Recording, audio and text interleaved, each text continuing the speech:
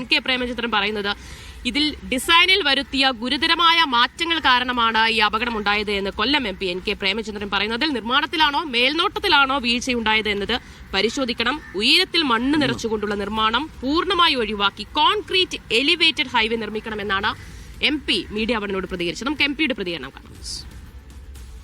ദേശീയപാതയിൽ നിർമ്മാണം നടക്കുന്ന കൊട്ടിയത്താണ് ഒരു അപകടമുണ്ടായിരിക്കുന്നത്.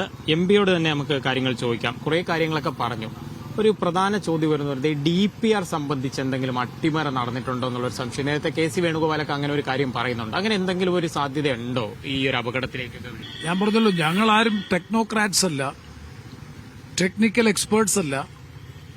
പക്ഷെ ഇതിന്റെ നിർമ്മാണത്തിന്റെ പൊതുസ്ഥിതി പരിശോധിച്ചാൽ മനസ്സിലാക്കാൻ കഴിയുന്നത് ഇതിന്റെ ഒറിജിനൽ ഡിസൈനിൽ ഗുരുതരമായിട്ടുള്ള അപജയങ്ങൾ ഉണ്ടായിട്ടുണ്ട് എന്നത് അനുഭവത്തിന്റെ അടിസ്ഥാനത്തിൽ ബോധ്യമുള്ളതാണ്. ഇപ്പൊ ചെയ്തു വന്നപ്പോൾ റോഡുകൾക്കൊന്നും സർവീസ് റോഡിന് 7 മീറ്റർ വീതി ഉണ്ട് എന്നാണ് അവർ അവകാശപ്പെടുന്നത്. 3.5 മീറ്റർ ക്രമത്തിൽ two and fro 2 side traffic നടപ്പാക്കാൻ കഴിയുമെന്നാണ്. പക്ഷെ സകല സ്ഥലങ്ങളിലും പരിശോധിച്ചാൽ 7 മീറ്റർ വീതി അപൂർവം സ്ഥലങ്ങളിൽ മാത്രമാണുള്ളത്. അതൊരു സൂപ്പർവിഷനിൽ ഉണ്ടായ ഒരു വീഴ്ചയാണോ? സൂപ്പർവിഷനിലുള്ള വീഴ്ചയാണോ, ഇതിന്റെ ഒറിജിനൽ പദ്ധതി എൻവിസേജ് ചെയ്തപ്പോൾ ഉണ്ടായ വീഴ്ചയാണോ എന്നതാണ് പരിശോധിക്കേണ്ടത്.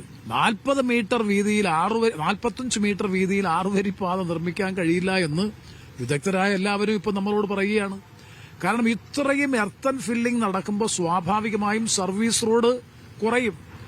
അത് അല്ലെങ്കിൽ മുഴുവൻ ഈ പറയുന്നത് പോലെ കോൺക്രീറ്റ് പില്ലറുകളിൽ തീർത്ത കോൺക്രീറ്റ് എലിവേറ്റഡ് ഹൈവേ ആണ് എന്നുണ്ടെങ്കിൽ ഈ പ്രശ്നം വരുന്നില്ല. അല്ലാത്തടത്തോളം കാലം ഈ പറയുന്ന റിട്ടേണിംഗ് വാൾ വരുമ്പോൾ സ്വാഭാവികമായിട്ടും റോഡിന്റെ വീതി ഗണ്യമായ നിലയിൽ എടുക്കുമ്പോൾ 7 മീറ്റർ വീതിയിൽ സർവീസ് റോഡ് കൊടുക്കാൻ കഴിയാത്ത സാഹചര്യം വരും. 3 മീറ്ററിൽ താഴെയുള്ള സ്ഥലങ്ങൾ പോലുമുണ്ട്. ശരിയായ പഠനം നടത്തിയിട്ടാണോ ഈ ഡിസൈനും അലൈൻമെന്റും ഒക്കെ തയ്യാറാക്കിയിട്ടുള്ളത് എന്ന കാര്യത്തിൽ നല്ല സംശയമുണ്ട്. കാരണം എങ്ങനെയാണിത് ചെയ്യാൻ കഴിയുക? ഇതിപ്പോ 29 മീറ്ററാണ് ഉയരം.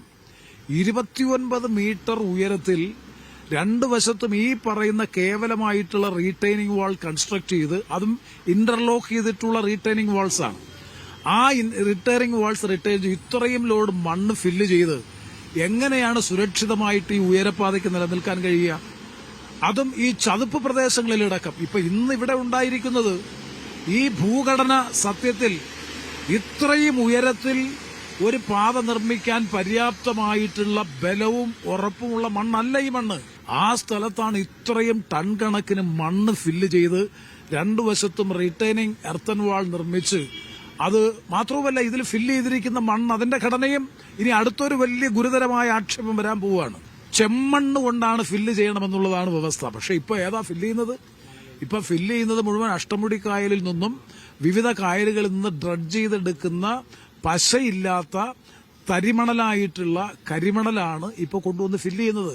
ഈ പറയുന്ന ഏറ്റവും കിഴുക്കാം തൂക്കായി കിടക്കുന്ന ഈ മൈലക്കാട് ഇറക്കത്ത് ഈ ഉയരപ്പാത ഇടിഞ്ഞു വീണ സംഭവം എല്ലാവരുടെയും കണ്ണു തുറപ്പിക്കുന്നതാണ്. സാങ്കേതിക വിദഗ്ധരുടെയും ഗവൺമെന്റുകളുടെയും നാഷണൽ ഹൈവേ അതോറിറ്റി ഓഫ് ഇന്ത്യയുടെയും കണ്ണു തുറക്കണം. ഇതൊരു വലിയ NK പ്രേമചന്ദ്രൻ MPയുടെ പ്രതികരണമാണ് കണ്ടത്.